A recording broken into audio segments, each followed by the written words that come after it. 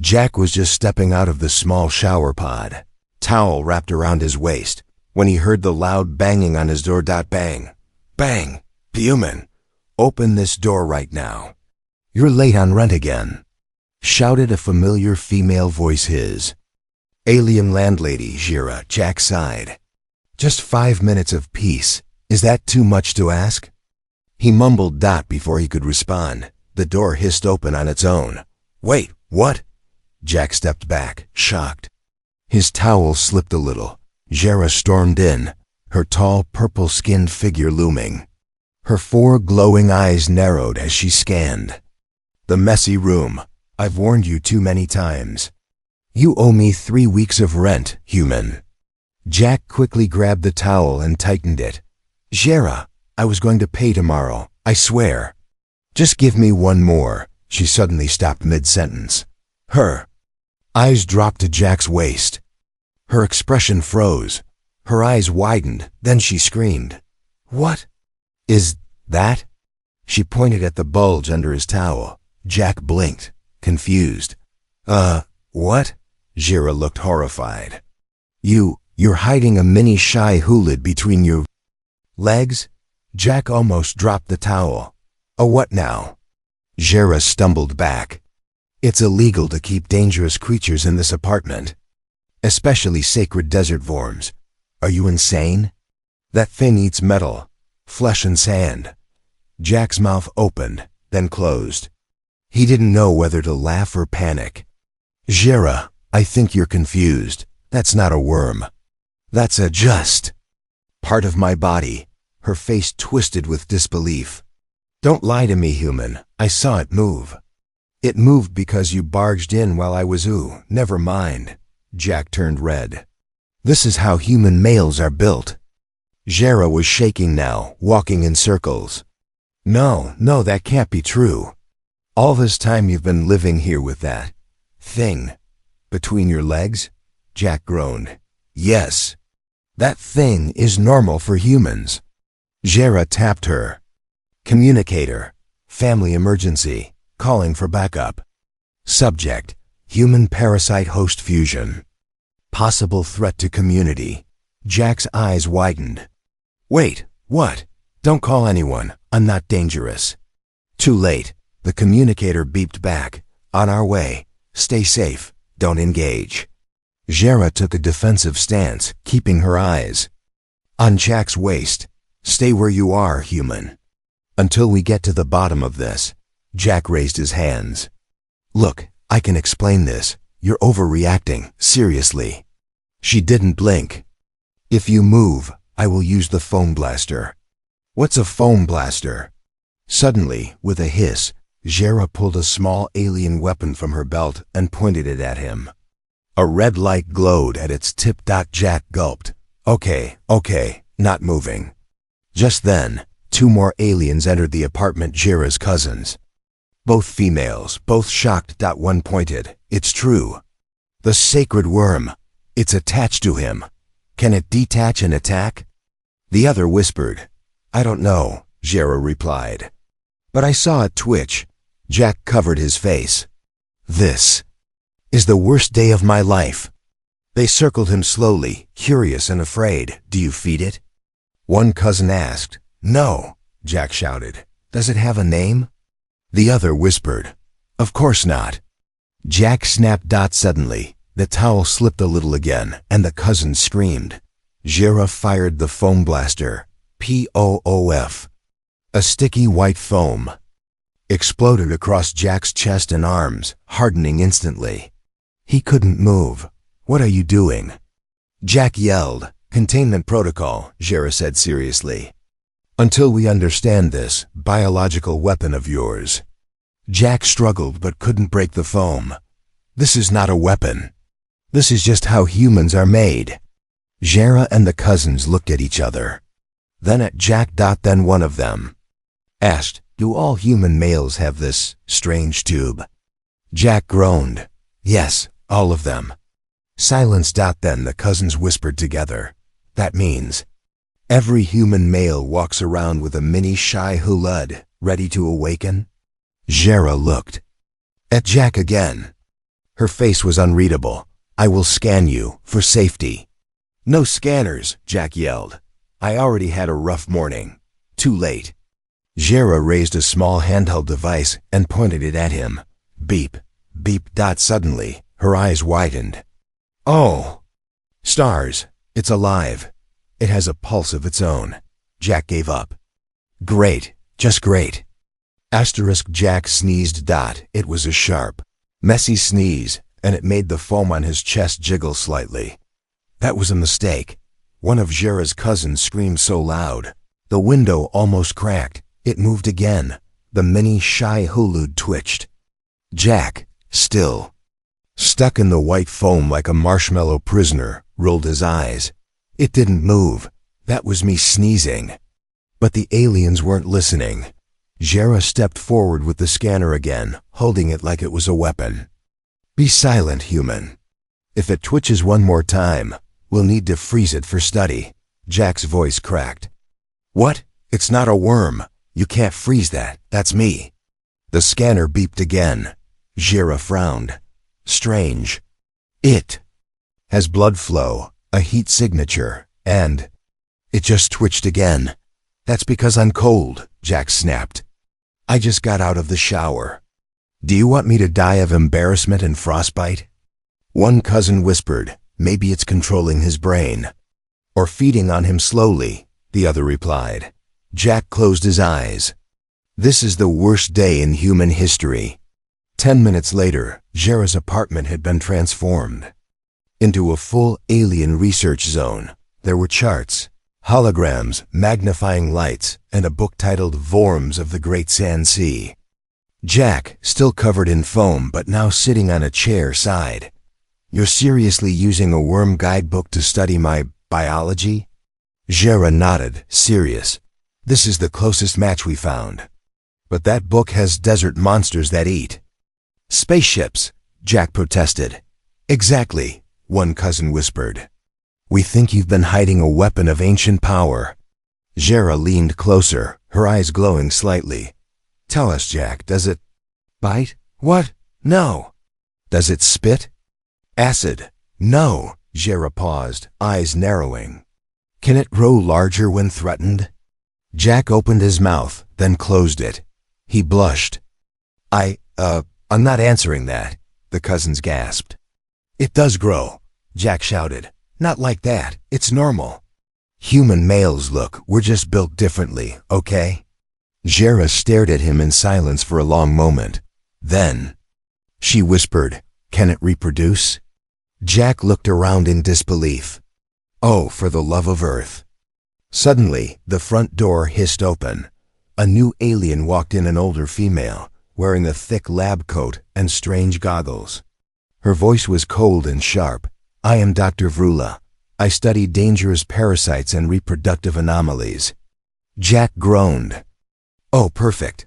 A parasite doctor, just what I needed." Jera pointed to Jack. "He claims it's not a parasite. But it has behavior patterns. It moved when I spoke. It twitched when I shouted. And now it is still alert." Dr. Vrula stepped forward and raised her tablet. She didn't even blink as she said, "We must run a full scan. If needed, surgical removal." Jack's eyes went wide. No one's removing anything." But before anyone could move, the scanner beeped again and everyone froze. Alert. Mild arousal detected. Hormonal spike. Jera blinked. What does that mean? Jack turned so red, he looked like he'd explode. "Stop scanning me when I'm half naked." Jera tilted her head. "Are you blushing?" "Yes," Jack shouted, "because I'm not a lab rat. I'm a person."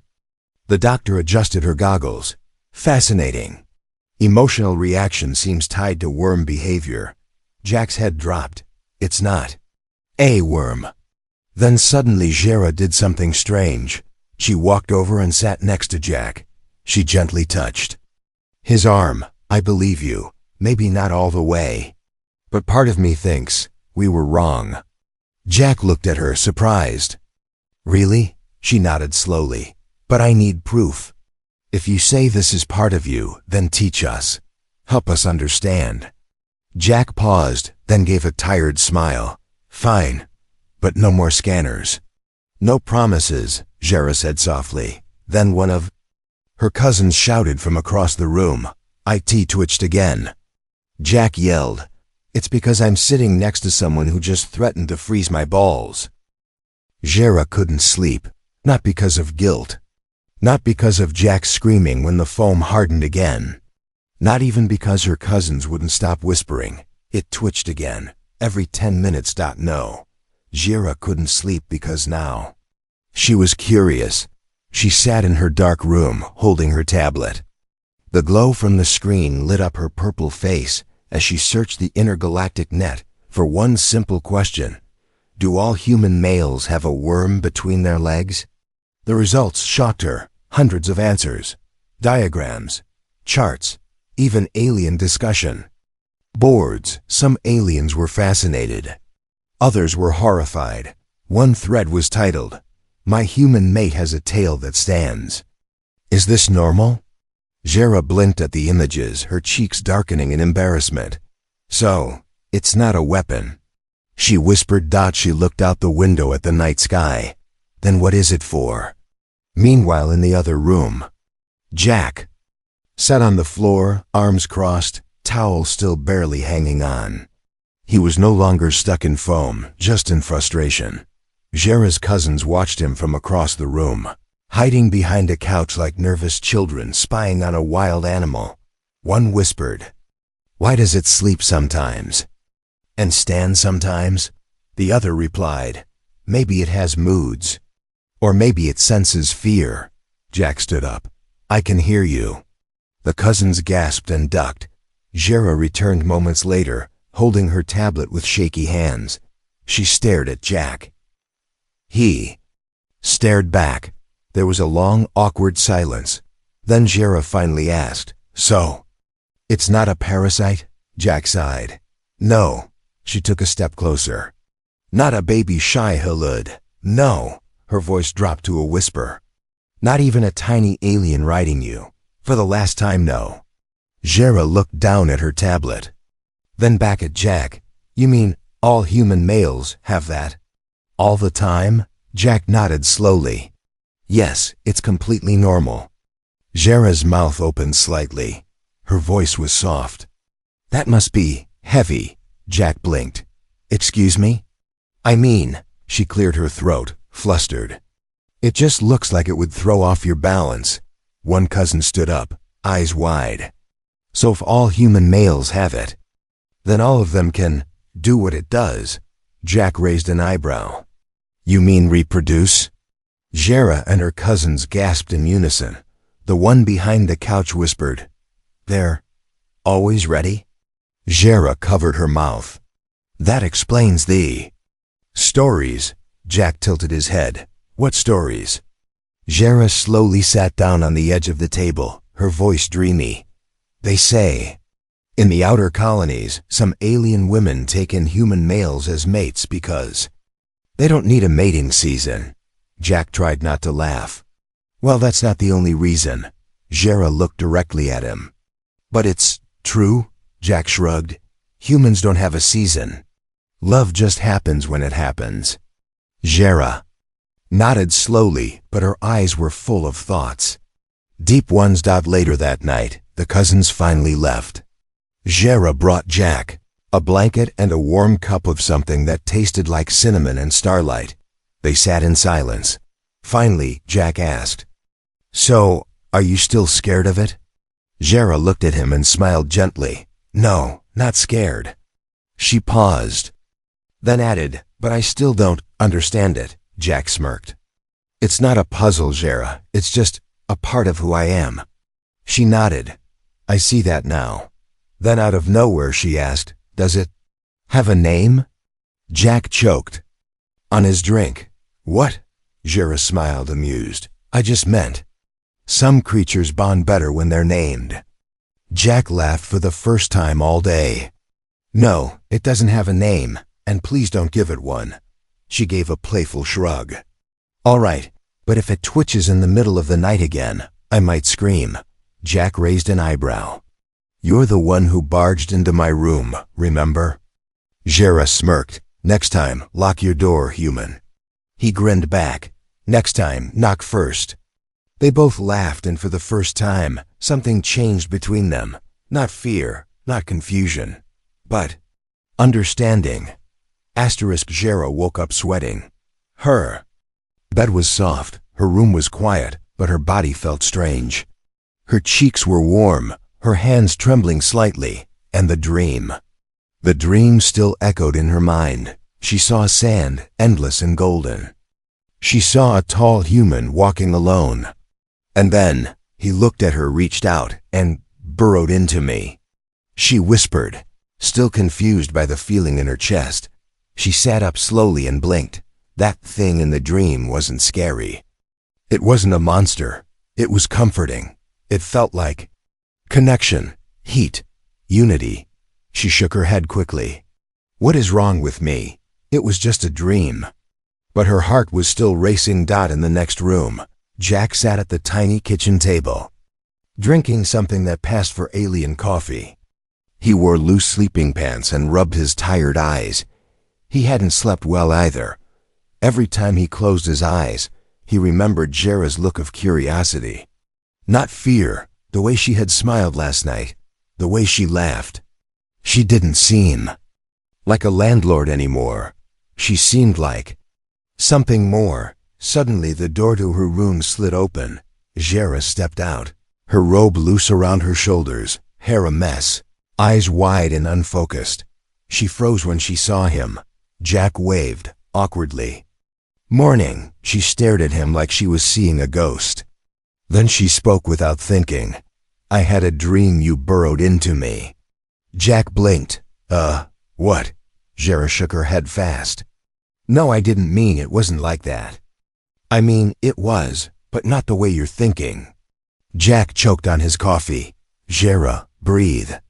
She took a deep breath. I saw you in the dream. There was sand, you were glowing.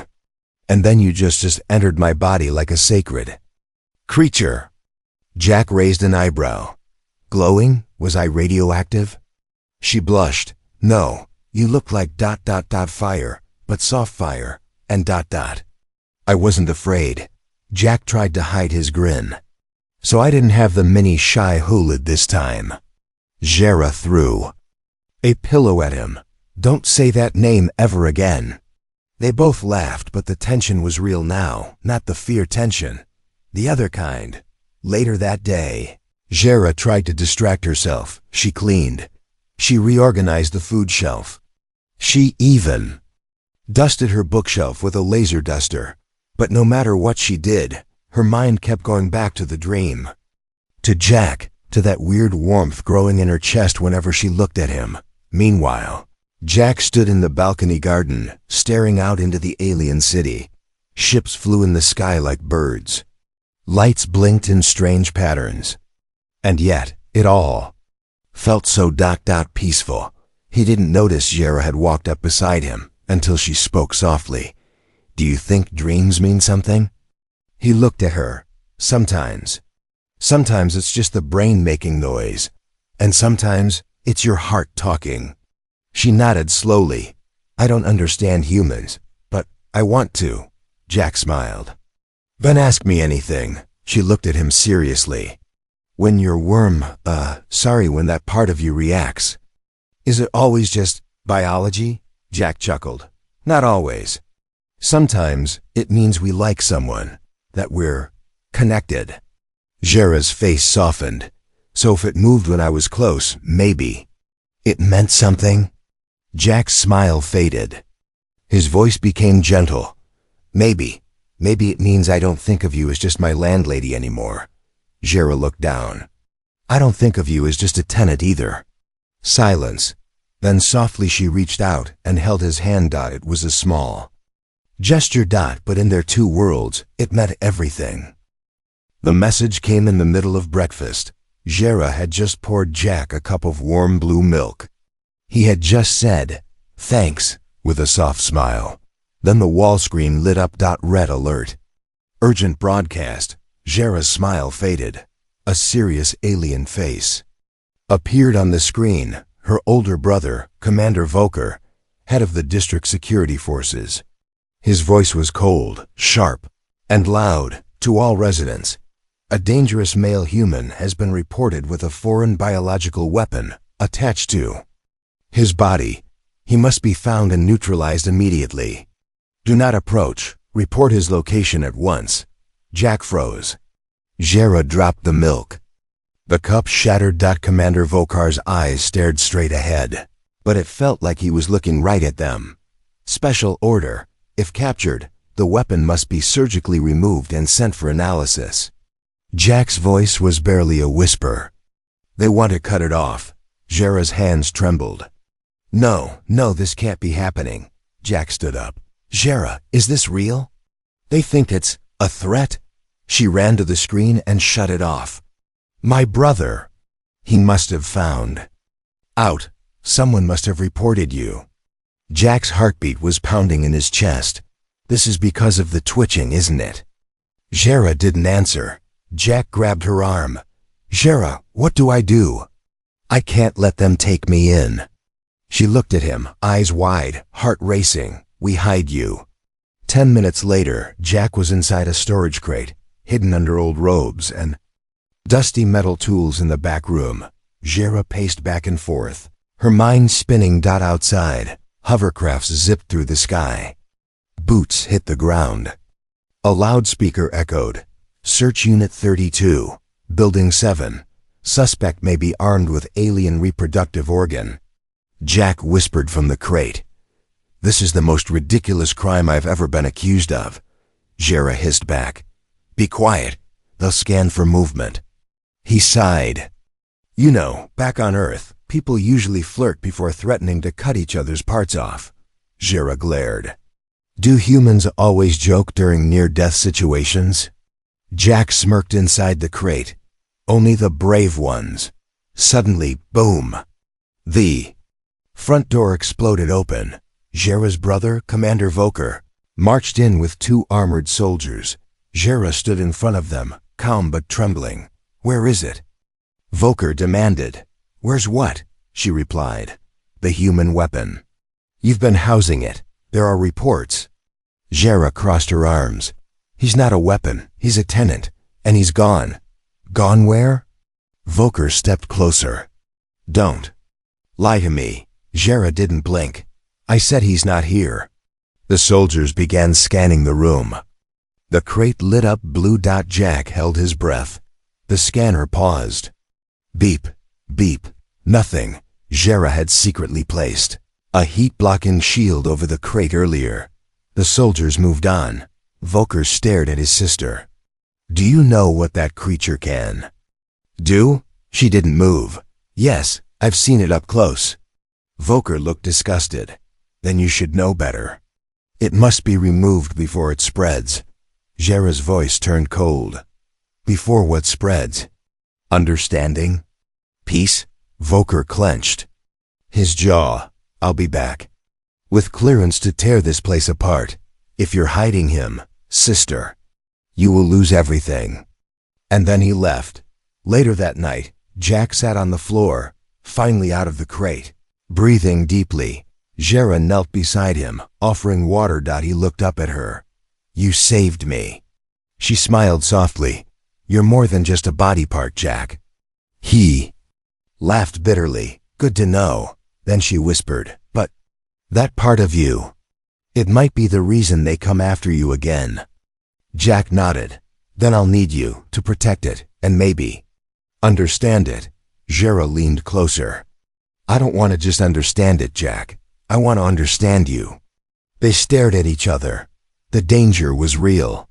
The fear was still there, but so was something else, something new, a bond. A spark. A choice. Jera stood in the center of the great hall, heart pounding in her chest. Alien eyes stared down from above. Elders, scientists, soldiers, and at the very top her brother, Commander Volker, eyes full of fire. The circular platform. Below her felt cold. The air smelled like metal and judgment. And behind the walls, Jack waited, still hidden in the shadows. Jera raised her voice, steady but bold. I request a formal hearing. Not for the human, but for myself. Gasps echoed through the hall. Volker stood. You wish to be judged? Jera nodded. Yes. Because if you call him a danger, then I am guilty of protecting him. The crowd murmured. One elder leaned forward. Why would you protect something so strange, so dangerous? Jera took a breath, and then she said the one thing no one expected. Because I've seen the worm. Silence. One soldier coughed. Someone dropped a datapad. Jera continued, face glowing red, but voice stronger than ever. I've seen the human's organ that you fear so much. I studied it.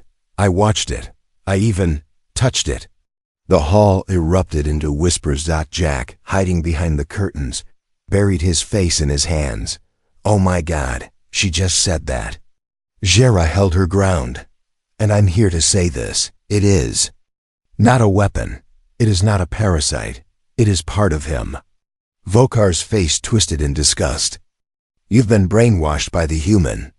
Jera turned toward the council. No, I've been educated. I asked questions. I searched. I compared biology. And I listened. She looked around. When was the last time any of you listened to someone different? No one answered. Meanwhile, behind the wall, Jack looked for an exit route. If this went wrong, he'd be dragged away.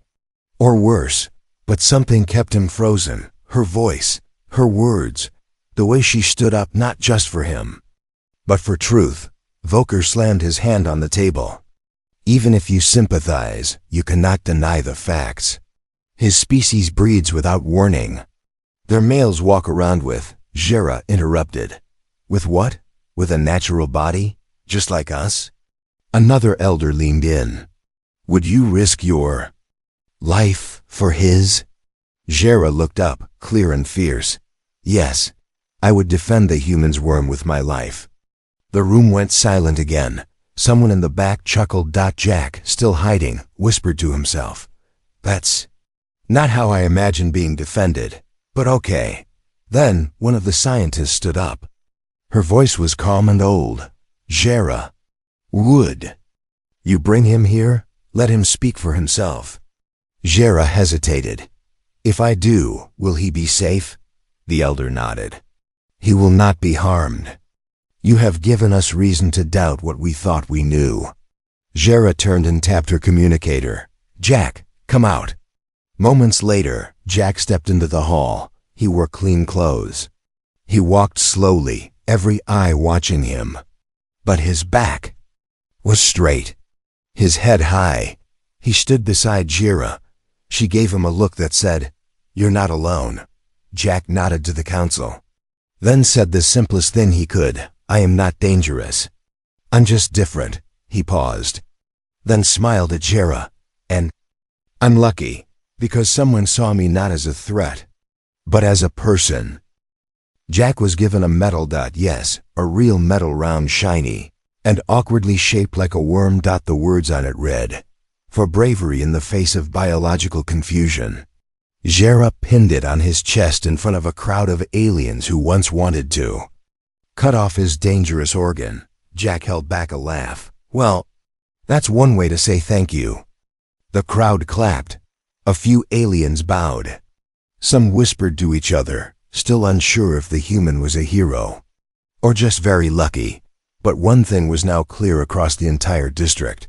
The human's mini shy Hulid was not a threat. It was a mystery, yes, a curiosity, definitely, but not a weapon.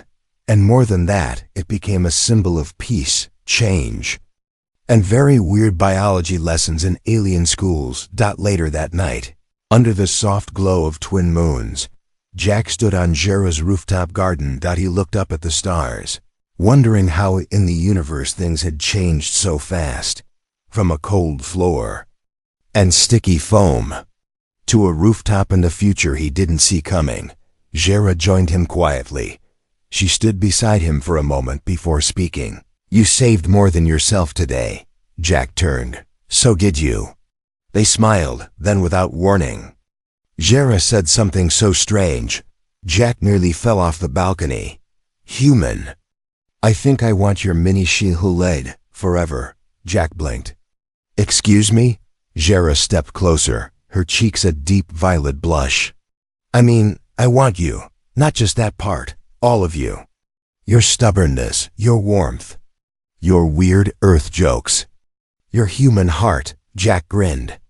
You sure it's not just the twitching thing that convinced you? She laughed. Well, that was the beginning. They both laughed. Then she took his hand. You're not like anyone I've ever known. Jack, you made me question what I believed. You made me feel something real. Jack looked into her eyes. I felt it too. Even when you thought I was. A worm monster, Jera smirked. Especially then. They leaned in closer, slower, breaths mixing, and finally, after days of fear, confusion, chaos, and alien misunderstandings, they kissed soft, honest, full of strange but beautiful emotion. Months later, Jack and Jera's relationship became a symbol across the galaxy. Alien talk shows called it the worm romance. Others titled it The Human Who Survived the Scalpel. One famous book even called it Love in the Time of Twitching. But Jack didn't care about any of that. He was too busy teaching Jera about human movies, holding her close at night, and laughing every time she still whispered, seriously. Though, why does it move on its own?